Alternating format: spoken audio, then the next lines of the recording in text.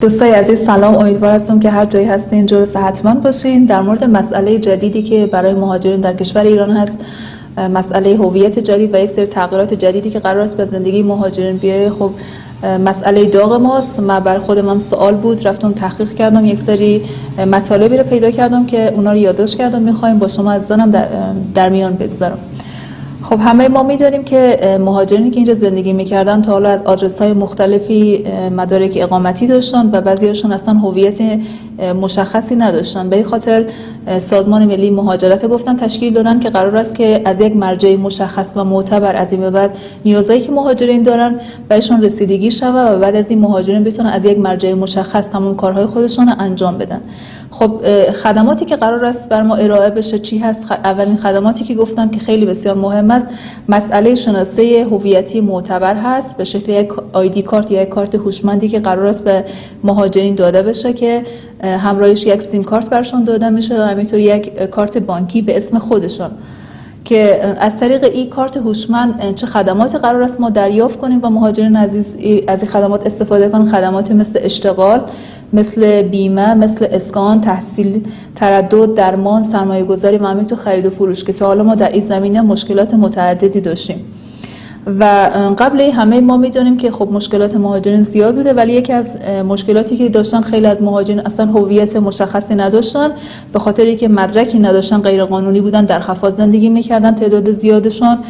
و مسئله بعدی مسئله حقوق بود. یک تعداد از مهاجرین ما که کار میکردن به خاطر اینکه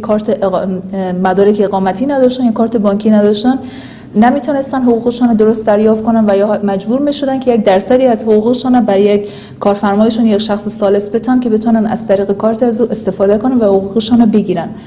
مسئله دیگه‌ای که خیلی باش مهاجرین ما درگیر بودن این بود که کسی اگر وفات میکرد، اگر مدارک رسمی نداشتن، حتی در قسمت دفن و کفنش مشکل داشتن. خب یک چالش بسیار بزرگ و مهم بود و همینطور عزیزانی که مریض میشدن اگر اونا مدرک اقامتی نداشتن و یا بیمه نداشتن نمیتونستن از خدمات پزشکی که واقعا بهش نیاز داشتن برخوردار شون و به این خاطر خیلی مشکلات زیادی رو متاسفانه مجبور میشدن که تحمل کنن که خدا رو شکر قرار است این مسائل حل شود.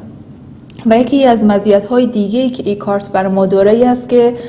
قرار است دست تمام دلالان و واسطه‌گرانی که تا حالا بودن که اونا از طریق گرفتن پول‌های هنگفتی از مهاجرین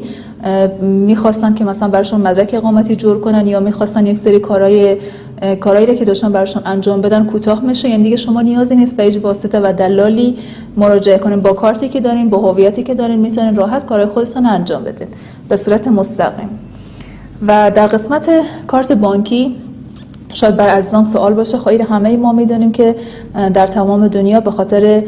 دلایل مالیاتی که وجود داره، به خاطر جلوگیری از پولشویی و همینطور به خاطر فساد مالی، تمام سیستم بانکی و کارت‌های بانکی تحت نظر دولت هست و مدیریت و کنترل میشه. یک امر کاملا طبیعی هست و بعد از این کارت بانکی جدیدی که ما میگیریم دیگه قرار نیست که کارت بانکی ما گاهی قطع شود یا مثلا ما مشکلاتی داشته باشیم. نه، کاملا به عنوان یک شخص قانونی با هویتی که داریم از طریق کارت ما میتونیم در همه زمینه‌های حقوقی که ما داریم از کارت ما استفاده کنیم و کار ما رو انجام بدیم. دیگه مشکل قبلی وجود نداره. نکته‌ای که بسیار مهم هست، نکته دیگه که بر خودم سوال بود، از دوستای دیگه‌ام شنیده بودم، این بود که اگر ما این شناسه هویتی مشخص دریافت کنیم دیگه زیر نظر سازمان ملل نخواهیم بود. خیر، اصلا چنین چیزی نیست، بلکه به عنوان یک شخصی که ما قرار است هویت رسمی جدیدی اینجا کسب کنیم، آمار دقیق مهاجرین در سازمان ملل مشخص میشه و حتی ما میتونیم از مزایا و حقوق پناهندگی که هست استفاده کنیم و این فرایند کاملا مطابق با قوانین سازمان ملل متحد هست. بنابراین این سطح مدیریت جهانی مهاجرین در سطح جهانی در تمام دنیا جریان داره و بعد از این قرار است که معیارهای بین‌المللی پناهندگی بر ما هم اجرا شود که یک نکته بسیار مثبت است. و اینم یک نکته دیگر که میخواستم بگم، تمام کشورها وقتی پناهنده تازه وارد کشور میشن به دلایل امنیتی خودشون خب یک دید امنیتی نسبت به پناهنده ها دارن و یک امر کاملا طبیعی است. در هر کشوری که شما برین با چنین مسئله روبرو میشین و یک امر غیر عادی نیست و من فکر میکنم که در نهایت سازوکار جدید کاملا به نفع مهاجرین هست، به نفع اتباع عزیز است که در ایران زندگی میکنن که حتی در 4 دهه گذشته این مسئله کاملا غیر بی سابقه بوده حتی و همینطور هیچ خبری هم نظر به اینکه افزایش تعرفه های اپراتوری باشه و یا اینکه تمدید مدارک اقامتی باشه از هیچ منبعی تا حالا منتشر نشده که دوستان عزیز نگران این مسئله باشن. و شعاری که در این پروسه استفاده کردن این هست که مدیریت عادلانه پناهندگان و تبدیل تهدیدها به فرصت هست. انشالله که همینطور باشه و همه ما مسائلی که داشتیم به زودی حل شده و تمام دوستان عزیزی که اینجا زندگی میکنیم وارد یک مرحله جدیدی از زندگی در کشور جمهوری اسلامی ایران شویم.